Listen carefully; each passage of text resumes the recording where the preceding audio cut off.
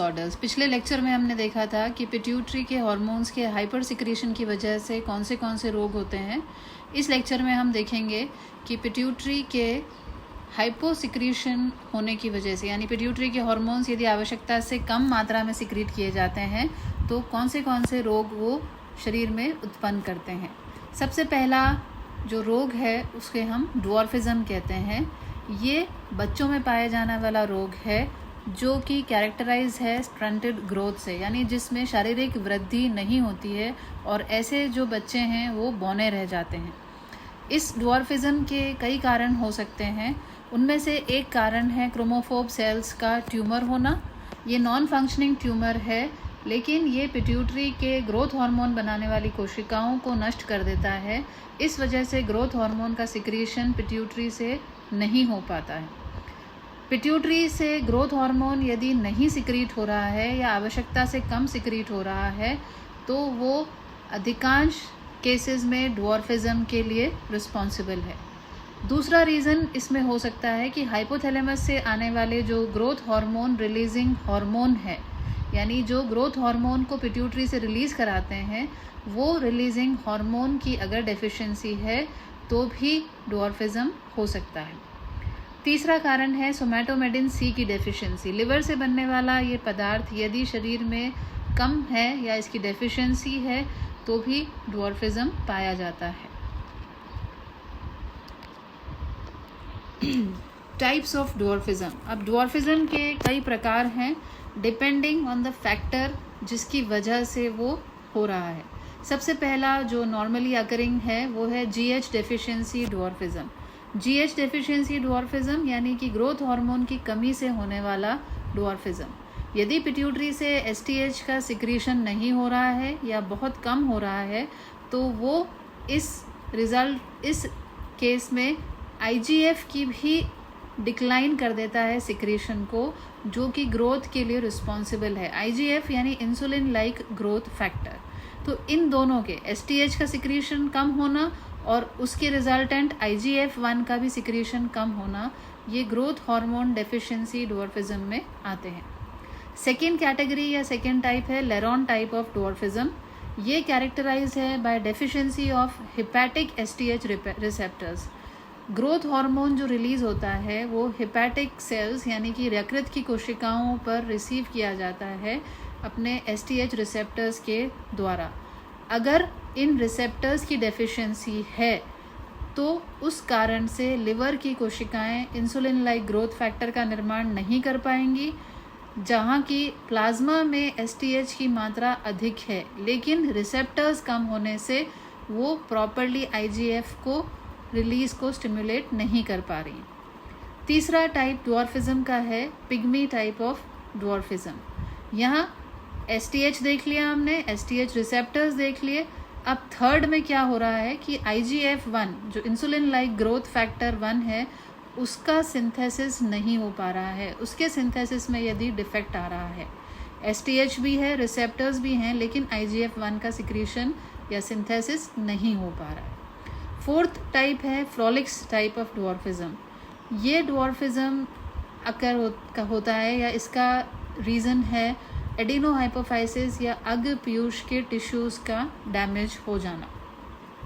ये ड्वार्फिज्म की पिक्चर देखिए आप कि जिन व्यक्तियों में सोमैटोट्रोपिक हार्मोन की कंसंट्रेशन या सिक्रीशन लो लेवल पे है या नहीं है, उनकी ग्रोथ रिटार्डेड रहती है और ऐसे व्यक्ति 2 से 3 फीट तक मैक्सिमम हाइट अटेन करते हैं इवन एज एन एडल्ट। इसके साइंस एंड सिम्टम्स क्या क्या हैं ड्वार्फिज्म के? सबसे पहला, क्योंकि शारीरिक वृद्धि नहीं हो रही है यानी inhibited skeletal growth, height up to maximum 3 feet तक हो सकती है।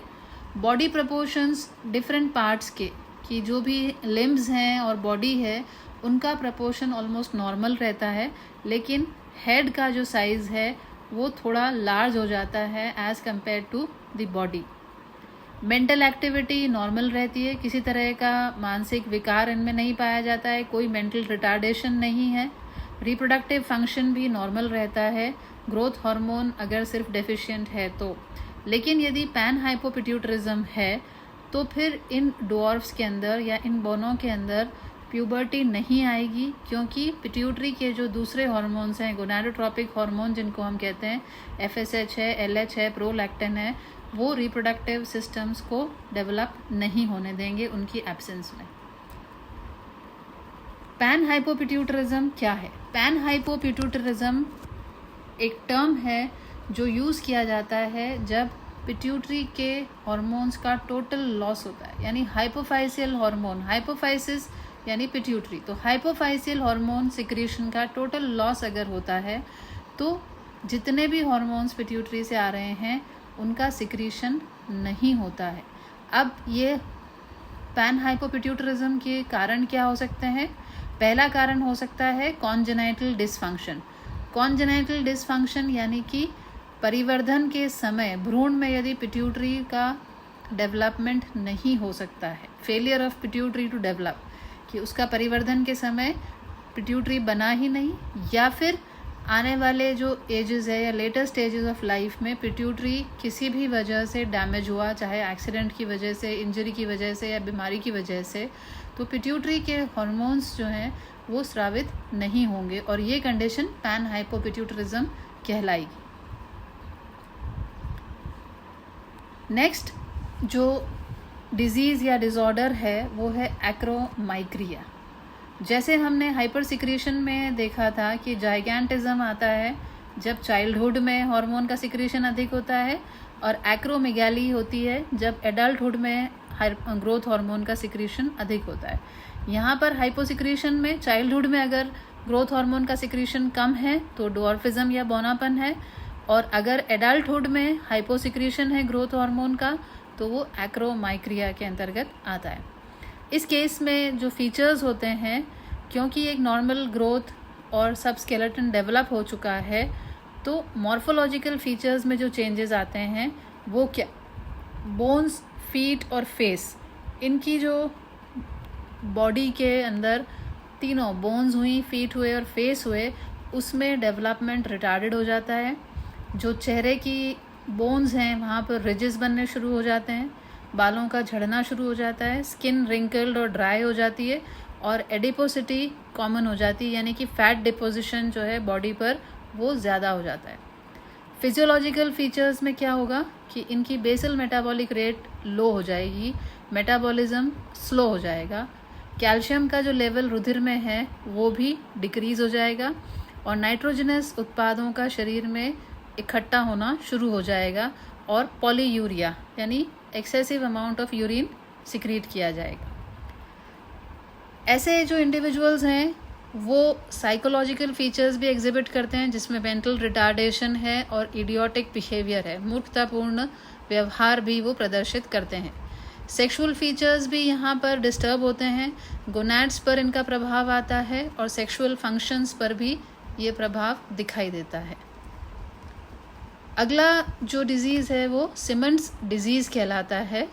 ये क्रॉनिक डेफिशिएंसी है पिट्यूटरी ग्लैंड के फंक्शन की, जहाँ पर हाइपोपिट्यूटरिज्म यानी हार्मोन्स की कमी है, और उसकी वजह से जो आंतरिक अंग हैं, चाहे heart, liver, spleen, kidney, thyroid, adrenal और gonads, almost all the internal organs, वो सभी एट्रोफी हो जाती हैं।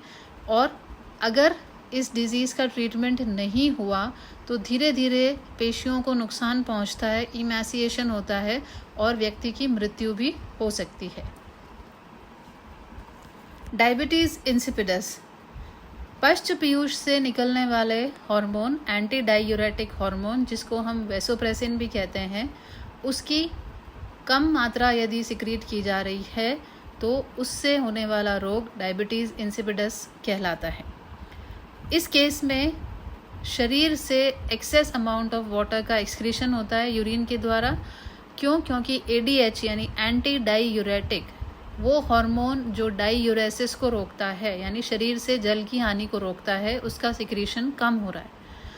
अत्यधिक मात्रा में जल का स्रवण यूरिन के साथ यदि हो जाता है तो वो शरीर में वाटर इम्बैलेंस क्रिएट करता है, और इस इम्बैलेंस को वापस से ठीक करने के लिए व्यक्ति पानी पीता है। कई बार उसको बहुत ज़्यादा प्यास लगती है, इस बिहेवियर को हम पॉलीडिप्सिया कहते हैं, which is related with excretion of large amount, जितना अधिक पानी लिया और ADH क्योंकि वहाँ वाटर बैलेंस को कंट्रोल नहीं कर रहा है तो उतना ही large amount of urine secrete किया जाएगा शरीर से। इसे भी हम 2 टाइप्स में क्लासिफाई कर सकते हैं। पहला है सेंट्रल डायबिटीज़ इंसिपिडस और दूसरा है nephrogenic diabetes insipidus. Central diabetes insipidus क्या है?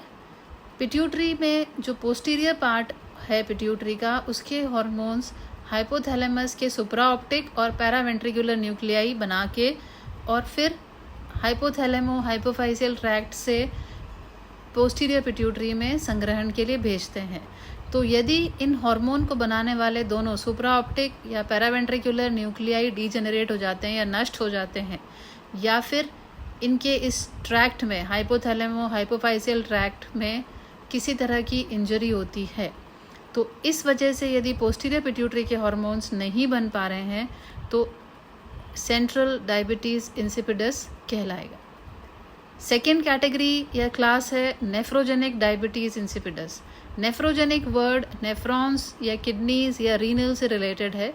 यदि किडनी की ट्यूब्यूल्स ADH हार्मोन के लिए रिस्पॉन्स नहीं देती हैं, हार्मोन कोशिकाओं पर कार्य करने के लिए या सिग्नल देने के लिए वहाँ पहुँचता है, लेकिन वो ट्यूब्यूल्स की कोशिकाएं रिस्पॉन्ड नहीं करती हैं, तो उस केस में भी जल की हानि होगी शरीर से, और ऐसी जो डायबिटीज़ है वो नेफ्रोजेनिक डायबिटीज़ इंसिपिडस कहलाएगी। साइंस एंड सिम्टम क्या होंगे इसके? सबसे पहला पॉलीयूरिया, यानी excretion large quantity of urine का, और यूरिन भी डाइल्यूट कि वाटर की मात्रा उसमें अत्यधिक होगी, और डेली जो एक्सक्रीशन है वो 4 से 20 लीटर तक भी हो सकता है। ADH की एब्सेंस में जो नेफ्रॉन की ट्यूब्यूल्स होती हैं, डिस्टल कॉन्वोल्यूटेड ट्यूब्यूल और कलेक्टिंग डक्ट, जो कि वाटर का रीएब्जॉर्प्शन करती हैं जब यूरिन का फॉर्मेशन हो रहा है, उस समय वो ADH की एब्सेंस में पानी के लिए इम्परमिएबल हो जाती हैं, अपारगम्य हो जाती हैं। इस वजह से पानी फिर से एब्जॉर्ब नहीं होता है और वो यूरिन के साथ में शरीर से बाहर निकल जाता है। सेकंड इसका सिम्टम है पॉलीडिप्सिया। जैसे हमने आगे देखा था कि जितना अमाउंट बॉडी से सिक्रीट हो रहा है वाटर का, उसी के प्रोपोर्शन में फिर से प्यास का स्टिम्युलेशन होगा हाइपोथैलेमस में, तो थर्स्ट सेंटर स्टिम्युलेट होगा, उससे इनटेक होगा एक्सेसिव पानी का कि अधिक से अधिक पानी की मात्रा शरीर में वापस उसकी भरपाई की जाए। थर्ड इसका साइन है डिहाइड्रेशन, क्योंकि थर्स्ट सेंटर अफेक्टेड है, वाटर इनटेक और वाटर लॉस में एक बैलेंस नहीं बन पा रहा है, तो उस व्यक्ति के अंदर डिहाइड्रेशन डेवलप हो सकता है और इस वजह से वो मर भी सकता है। Thank you.